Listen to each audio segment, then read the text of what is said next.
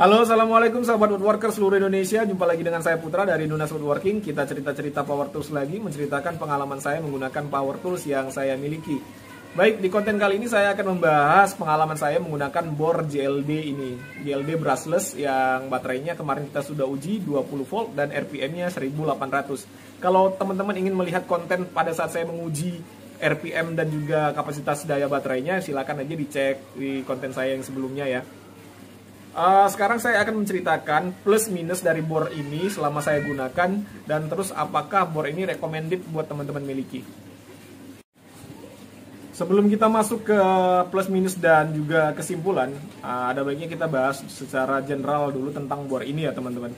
Jadi secara generalnya untuk RPM yang telah saya uji dia di 1800 RPM dan terus untuk kapasitas daya baterai, bukan kapasitas isi baterainya ya, tapi daya baterainya dia 20 volt, untuk tegangannya dia 20 volt. Terus untuk fiturnya sendiri, dari fiturnya sendiri dia cak ukurannya bisa sampai 13 mm, bisa masuk mata bor yang ukuran 13 mm. Terus dia ada dua pengaturan speed 1 dan speed 2. Ada pengaturan torsinya bisa sampai dengan 25 tahap dan juga ada, ini tidak bisa impact ya, tidak bisa impact, hanya untuk ngedrill dan driver doang, tidak ada fitur impactnya. Terus dia lampunya, ini sudah memiliki fitur LED shutdown seperti ini, dia lampunya tidak langsung mati. Terus ada indikator baterainya, jadi kita tahu nih kapasitas baterainya ada di sisa berapa lagi ya. Untuk build quality dari bor ini sendiri, saya rasa untuk harga 625.000 ya sudah cukup ya, tidak bagus dan tidak jelek juga. Untuk bentuknya saya rasa preferensi masing-masing. Kalau saya sih tidak ada masalah di bentuk dan build quality-nya. Yang penting bagi saya fungsinya sudah berjalan dengan sebagaimana mestinya. Lalu kita bahas berikutnya adalah masuk ke plus dan minusnya tadi. Untuk plusnya yang pertama, tenaganya saya rasa sudah cukup untuk kegiatan woodworking. Jadi teman-teman untuk mengebor kayu apapun tidak ada masalah menurut saya, karena kemarin saya ngebor untuk kayu jati juga tidak ada masalah yang berarti. Terus yang kedua, dia baterainya cukup awet. Baterainya ini kapasitasnya sih tidak tahu, tapi pada saat saya mengerjakan proyek saya yang kemarin itu membuat lemari, tidak ada masalah. Dia sampai selesai pekerjaan saya masih tersisa. Terus yang ketiga adalah ukurannya. Dari ukurannya dia kompak ya. Kalau dibandingkan dengan Stanley ini beda ya, beda jauh ya. Nggak jauh-jauh banget, tapi ya beda lah. Dari ukuran besarnya juga lebarnya kelihatan, tingginya juga kelihatan. Jadi untuk ukurannya kompak, pada saat kita bekerja menjangkau sudut-sudut yang sempit itu enak.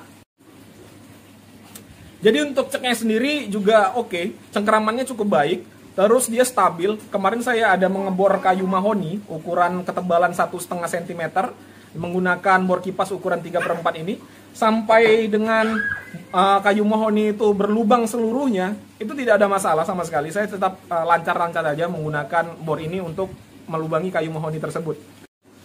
Terus ini bobotnya ringan. Saya rasa kalau saya bandingkan dengan Makita saya ini, beratnya hampir sama. Itu sangat membantu kita untuk pekerjaan-pekerjaan yang intensitasnya tinggi ya. Lalu plus berikutnya saya rasa fiturnya, karena fitur yang dia berikan, saya rasa ini sudah mirip-mirip seperti bor mid sampai high. Jarang ya bor low end memiliki fitur yang selengkap ini. Lalu sekarang kita masuk ke minusnya. Ya semua alat itu pasti ada plus dan minus, tidak ada alat yang sempurna. Namanya juga alat buatan manusia ya. Kalau buatan Allah mungkin dia sempurna, tapi kalau namanya masih buatan manusia, saya pikir pasti ada plus dan minusnya. Sekarang kita bahas minusnya. Minus yang pertama adalah pada saat saya menggunakan bor kipas tadi yang ukuran 3/4 ini untuk melubangi kayu mahoni, dia ada sedikit menyendat tapi tidak sampai mati ya. Menyendat, hanya sekedar menyendat, lalu dia berputar lagi, menyendat mati sebentar, terus dia menyala lagi. Tapi pekerjaan sampai selesai, tidak sampai berhenti.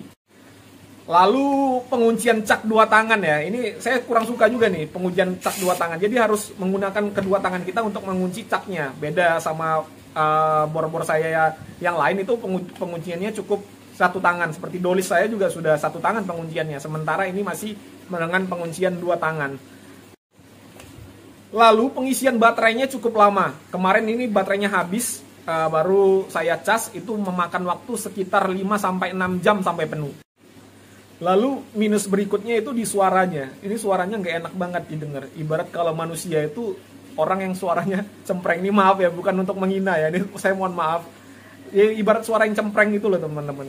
Seperti ini loh suaranya kurang lebih.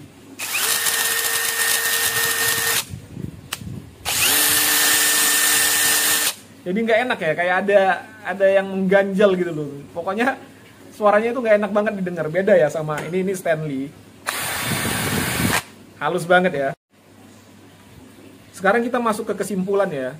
Tapi ini kesimpulan saya pribadi. Kalau teman-teman punya kesimpulan lain itu ya hak teman-teman. Saya hanya menceritakan pengalaman pribadi saya. Ini kesimpulan menurut pengalaman pribadi saya.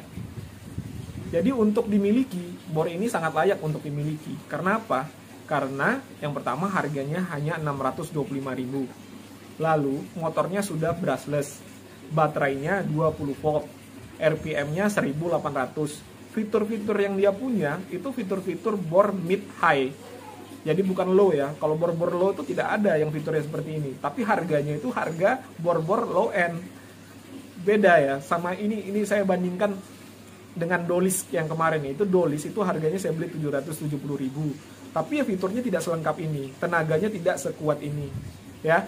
Jadi kalau teman-teman tanya sama saya, recommended nggak? Saya rasa ini recommended untuk buat teman-teman memiliki.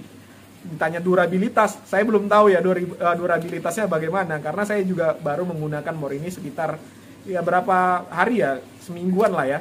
Tapi saya sudah menggunakannya untuk beberapa proyek. Dan saya rasa ini recommended untuk dibeli. Tapi kalau untuk dari sisi durabilitas saya belum bisa komentar. Nanti saya akan buatkan konten tersendiri setelah saya beberapa lama menggunakan ini ya. Baik teman-teman, segitu aja. Saya terima lagi. Saya tunggu masukan dari teman-teman untuk kemajuan channel saya. Kalau teman-teman suka konten seperti ini, silakan like. Kalau tidak suka, di dislike aja nggak apa-apa. Jangan lupa subscribe channel saya. Kita saling mendukung. Assalamualaikum warahmatullahi wabarakatuh.